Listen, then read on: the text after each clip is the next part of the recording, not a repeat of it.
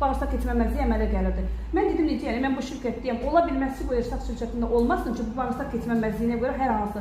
Mən özüm sırf oturub bir dəfə bunu araşdırdım ki, çörəyotu kapsulu, bir dənə çörəyotu kapsuluna mən o uşağın demək olar bağırsaqları min şükür olsun Allaha. 2 ildə o uşaqda qətiyyən yoxdur.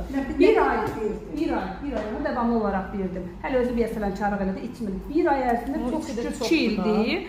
2 ildir. Bir dəfə olsun o uşaqda bağırsaq keçməməzliyi olsun, istəyir qəbizlik olsun. Tamamən getdi. Həkim hər dəfə mənə zəng vurdu ki, o uşağın müayinəsinin vaxtı niyə gətirmişlər, özü 2 dəfə əməliyyat olan uşaq. Dedim, özü də ki, resept yazmışdı. Resepti hər dəfə də gedirdi 200 manat, 300 manat, o qədər bir də bahalı dərmanı. Heç bir xeyrini görmürdü. Bir dənə 40 manatlıq çörək kapsulu ilə şükürlər olsun.